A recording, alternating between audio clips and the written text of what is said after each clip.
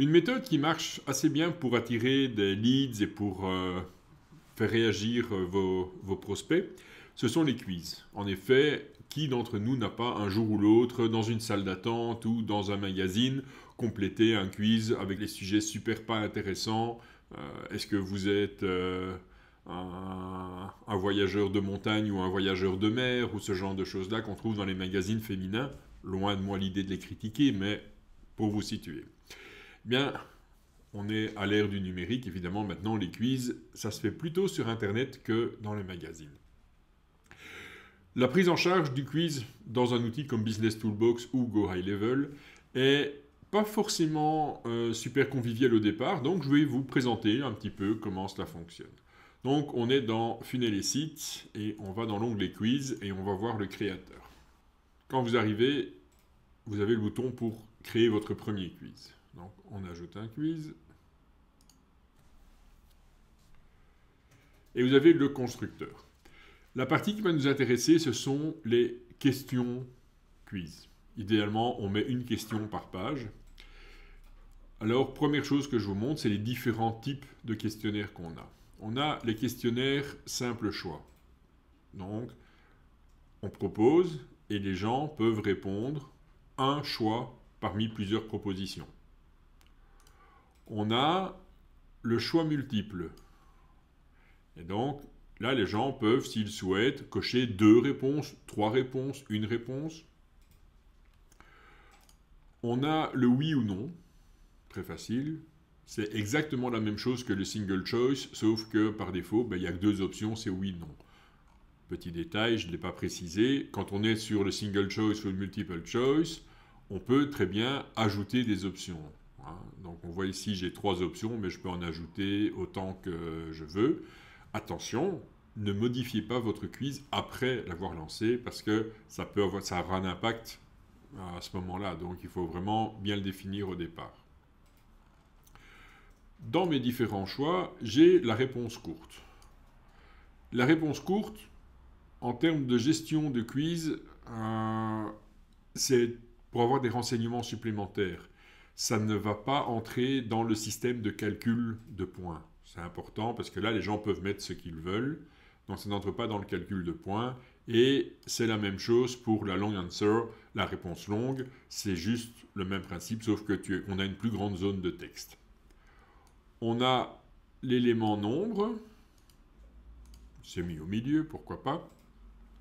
Et là non plus, il n'entre pas dans le calcul. Ce sont simplement des informations que vous allez collecter pour les gens qui répondent. Et puis on va rajouter une page, on a le simple menu déroulant.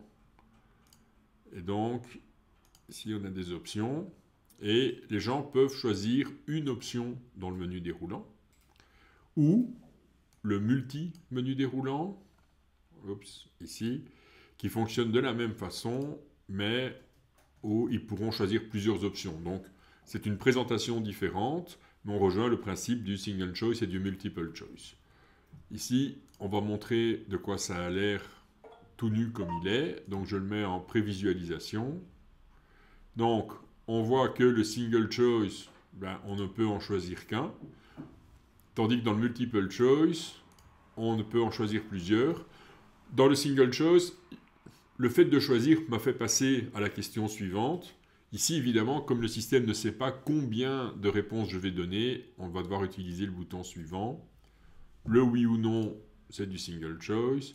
Les short answers, ici, on ne peut répondre que des nombres. Là, on peut répondre du texte. Et là, on peut répondre plus de texte.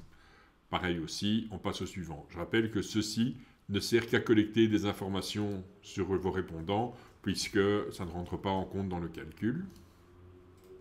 Par contre, le drop-down, ça ressemble à ça. Les gens choisissent l'option. Et le multi-drop-down, vous voyez qu'ils peuvent choisir plusieurs options. Donc, on retrouve vraiment l'esprit du multiple choice du départ. Et là, les gens peuvent soumettre le formulaire et obtenir leur score que je n'ai pas défini, donc qui est à 0. Donc, ça, c'est comment se passe le quiz. Ce qui est important pour la présentation pour vos répondants. Ce qui est important dans le quiz, c'est quand vous n'êtes pas sur une réponse même, mais dans votre quiz en lui-même, vous allez cliquer ici pour les paramètres. Et dans pied de page, vous avez, on peut choisir les couleurs, la taille, etc. Et surtout, on peut traduire suivant envoyer. Et donc, en un seul changement, mais on voit qu'on a les traductions correctes qui sont marquées. Donc ça, c'est important. Maintenant, la partie intéressante pour le quiz, ça va être de calculer les réponses. Et là, en fait, il y a plusieurs façons de faire. Je vais prendre mon exemple de magazine féminin. C'était savoir est-ce que vous êtes plutôt plage, plutôt montagne ou plutôt campagne, on va dire. Donc, on a 3 choix possibles. Et chaque réponse va augmenter le score dans un des 3 choix. Donc, typiquement ici, dans mes options, on va dire on aime mieux le bateau, on aime mieux la marche, ou on aime mieux la voiture. Exemple comme ça. Hein. Là, à ce moment-là, eh bien, on va créer des catégories. On fait Add Manage. Et on va ajouter comme catégorie campagne, montagne et mer. Et alors, à partir de là, les personnes qui ont choisi bateau, ils vont marquer 1 point dans la catégorie mer. Moi, je dis 1 point, ça peut être 3 points. Ça, c'est votre quiz. Moi, je parle de la technique, pas du fonctionnement d'un quiz. Pour marche, on va dire que ça correspond plus à ceux qui aiment la montagne. Et pour voiture, pour ceux qui aiment la campagne. Voilà. Donc ici, ce que j'ai fait, j'ai posé une question avec 3 choix. Et chaque choix va me donner un score dans la catégorie correspondante. Vous avez également le petit bouton Jump To. Le petit bouton Jump To, il est particulier. En fait, il vous permet de passer outre certaines questions. Par exemple, si ma première question, ici, concerne le type de véhicule qu'on veut prendre, je précise aussi que la question était ici. Hein. Comment aimez-vous vous déplacer? Bien, la question suivante pourrait être, par exemple, liée à l'écologie. La question ici, la deuxième question, pourrait ne concerner qu'une seule des catégories. Par exemple, on va dire quel type de voiture préférez-vous? Et hop, dans les options, je vais mettre une thermique, une hybride ou une électrique. Eh bien, je peux dire que si les gens choisissent thermique,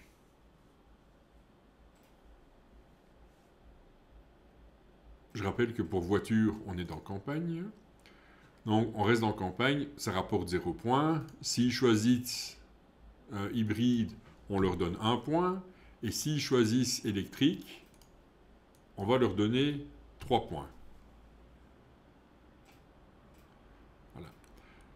Mais cette question-ci n'a de sens que si les gens ont choisi voiture. On ne pose pas la question. Et donc, ici, ce qu'on peut faire, c'est qu'on prend la question, on prend les options, ceux qui ont choisi bateau, jump, et je passe à la question suivante. Ceux qui ont choisi marche, jump, je passe à la question au-delà, et voiture, par défaut il le fait, mais pour m'être sûr, je le redirige vers cette question-là. Et donc, j'enregistre et je reprévisualise. Donc ici, la personne qui choisit bateau, on ne lui demande pas pour la voiture. Par contre, la personne qui choisit voiture, là on lui demande la voiture. Donc ça vous permet de faire des quiz avec des embranchements. N'oubliez pas que le quiz peut amuser vos clients, mais peut vous permettre aussi de cerner vos contacts.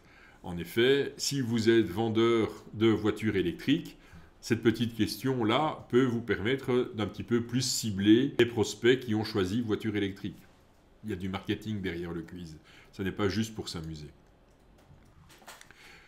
Maintenant, au lieu de diriger les gens et de faire 3 totaux, donc le total campagne, le total montagne et le total mer, si on veut avoir une évaluation globale de la personne, c'est tout à fait faisable aussi. À ce moment-là, pour ne pas vous pourrir la vidéo, j'ai placé déjà les scores. On voit que pour chaque élément, donc ici bateau, marche, voiture, j'accorde des scores différents.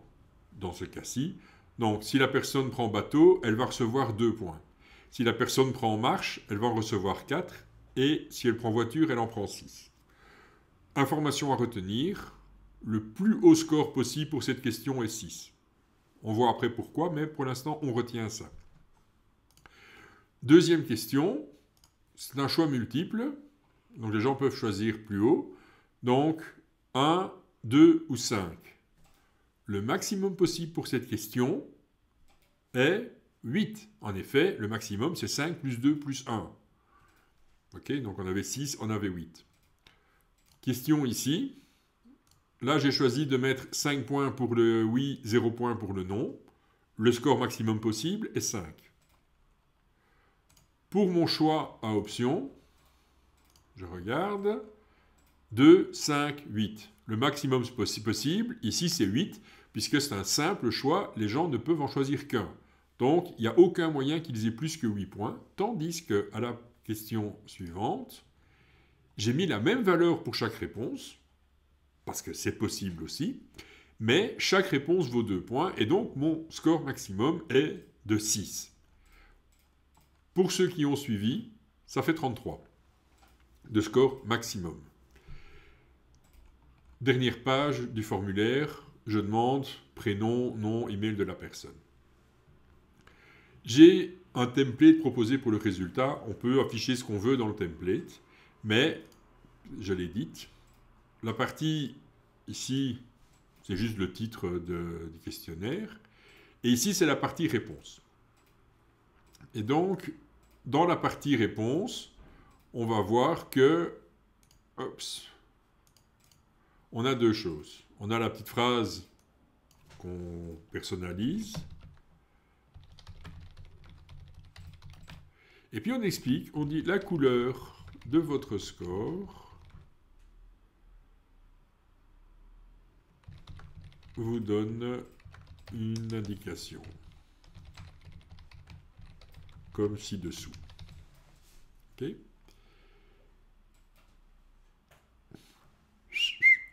On recommence. Et on a le score tiers. En fait, c'est comment est-ce qu'on répartit les scores.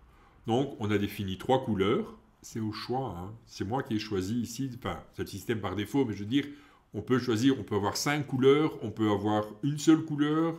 Mais si on considère que c'est faible, que c'est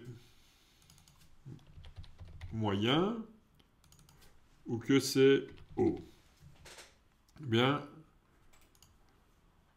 le score ici, si il est compris entre 0 et 39, ce sera en rouge, parce qu'il est dans la catégorie faible. S'il est compris entre 40 et 79, il est moyen, donc il est plutôt dans les oranges. Et s'il est supérieur à 80, entre 80 et 100, eh bien, il va être en vert. Donc, comme j'ai dit, on peut ajouter des niveaux, on peut supprimer des niveaux. C'est vraiment la catégorisation du résultat. Et on peut avoir du contenu dynamique. Donc, on peut ne pas avoir de contenu dynamique, comme ceci. Donc là, c'est merci d'avoir participé. Okay. Votre score global ou évaluation. Et on obtient un pourcentage. Pourcentage est quoi? Eh bien, le maximum possible était 33. 33, c'est 100%. 0, c'est 0%. Entre les deux, le pourcentage se calcule. Donc ça, c'est comment on obtient le score de la personne. Et si on choisit d'avoir du contenu dynamique, eh bien, on va pouvoir avoir un texte différent en fonction de la catégorisation. On peut très bien marquer ici « Votre résultat n'est pas terrible ».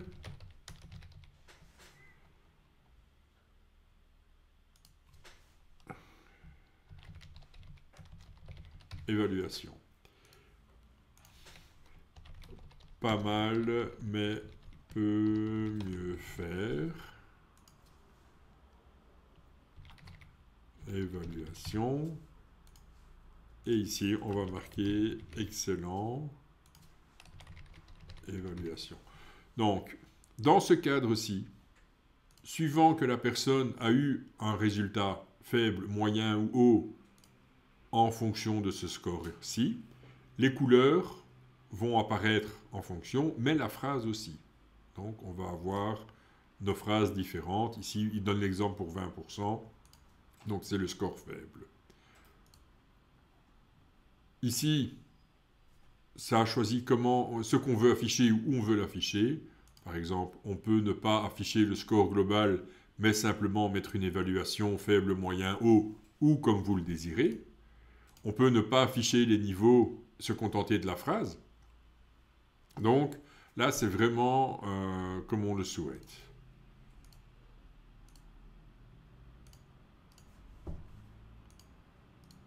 Là, c'est une question de mise en page. Là, c'est une question de couleur. Donc là, on a pour cette zone-ci.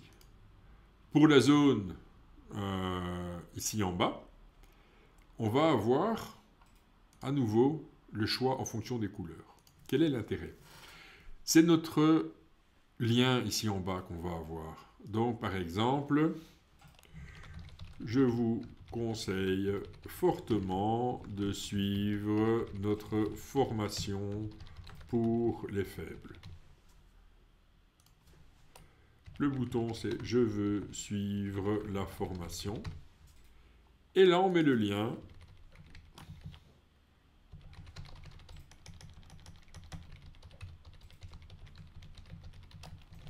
Ma formation pour les faibles.com. Et on recommence pour moyen. Et là, on va les diriger vers une autre formation ou une autre offre. Et les mêmes choses pour haut. Après, on a toujours le choix des couleurs, des marges et de couleurs d'arrière-plan. Mais ça, c'est l'appel à l'action. Et donc, cet appel à l'action va pouvoir être différent en fonction du score. Et je vous rappelle que le nombre de choix, c'est vous qui le déterminez. Donc, vous pouvez avoir 3 choix, 2 choix, 10 choix.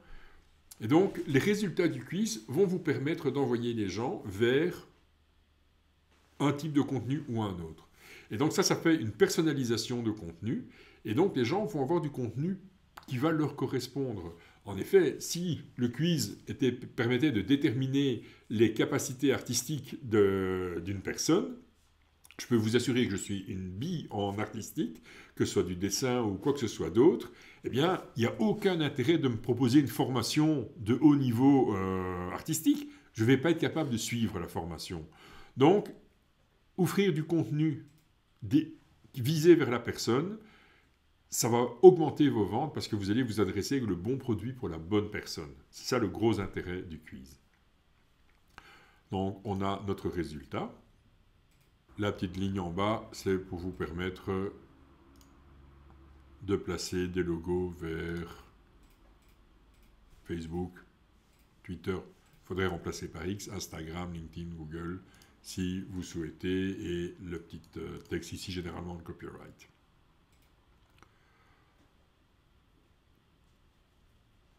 Collant, ça fonctionne comme dans les autres formulaires, ça je vous ai déjà expliqué. C'est pour permettre, si vous avez déjà les coordonnées de la personne à l'avance, de les garder. Quand on sauvegarde, voilà ce qu'on a. Après, quand on a nos quiz, on peut aller voir les résultats des quiz.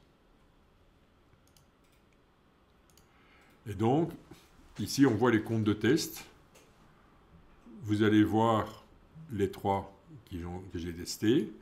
Vous allez voir la réponse qu'ils ont donnée au choix simple, au choix multiple, au oui ou non, quelles options ils ont choisies dans le simple choix, quelles sont les options qu'ils ont choisies dans le multiple choix, leur prénom qu'on a demandé, leur date de naissance, c'est juste mon choix de le demander, leur score global et leur time zone.